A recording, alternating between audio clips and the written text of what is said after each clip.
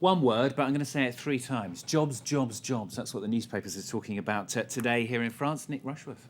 Stuart, it's on the front page of all the papers, and I'm going to start out with the left-wing daily, Libération, which has that title there, La gauche réembauche, which translates as the left, la gauche, réembauche, hiring, so a rehiring.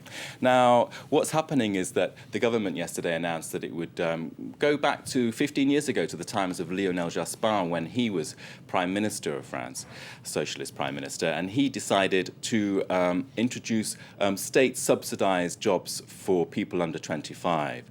And this is on the agenda again. It's going to happen. 50,000 jobs will be created. They're being called jobs for the future. Now, the editorial in Libé is saying, well, that's to do with the French anomaly, which is that there's a higher rate of unemployment for young people in France compared to neighboring countries. So this is important for France. But at the same time, criticism again from Libé of the socialists saying it lacks ambition. This is not enough to deal with the problem. And actually, you would think they would be very keen on this, but the hard left paper, L'Humanité, they don't seem that keen on it either. Well, L'Humanité, there it has this title there, L'avenir de l'emploi durable, c'est l'emploi durable, which is the future for jobs, is not about creating these small measures. It's actually creating lasting, durable, if you like, jobs. So the photo there on the front shows a young woman with a placard saying, how can I manage to live on €1,000 a month? One of the central problems is that there are lots of short-term contracts for young people in France.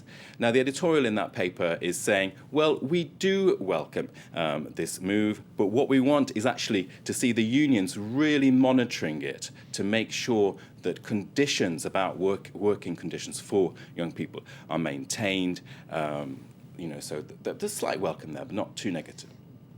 There is some more negativity, though, in Le Figaro, perhaps not surprisingly, the right newspaper. Well, you'd expect that, wouldn't you? It's got here a picture of François Hollande on the front page, and the title there is that he's going ahead with state-supported jobs, and the editorial is not kind, saying that, well, these are actually fictional jobs. They're helped by the state, the finance to the tune of 75%. It'll cost the government €1.5 billion, and the very, very critical in the editorial there. It's saying, come on, you don't want to invent jobs. You want to actually create jobs based on what companies really want. You have to give companies the incentives they need so they'll hire young people. OK, well, it's all about social issues today. This one's about housing, in fact. It's the top story in Le Parisien, or Aujourd'hui en France, as it's also named. Yes, there's a kind of, again, it's shows a picture of a younger person in a bit of dire straits, really, looking forlornly at the notices for housing and flats and so on. Now, French people, when they're young, they don't actually do room share like you would in the States or in the UK. We're about to go into the university season, of course, and the reporter has tested how difficult it is to go out and find a small studio. You've got maybe say an allowance of €1,000 a month, but a studio in Paris, for example, you wouldn't get anything less than €700. You've got doesn't leave you much to live on, does it?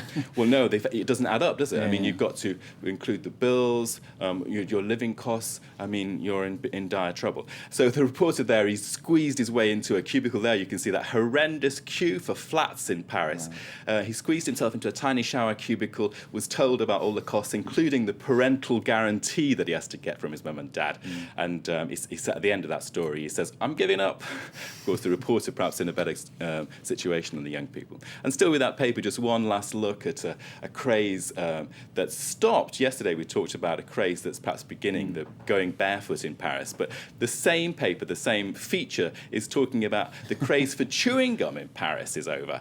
There's been a decline, 6% in the last few years. And so if you come to Paris, you perhaps won't be treading in chewing gum, but maybe you will be in dog mail. It's a career that isn't over. It's a story that isn't over. It's a story that's burst, Nick. That's the one. Nick Rushworth of the French newspapers here on France 24. Stay with us.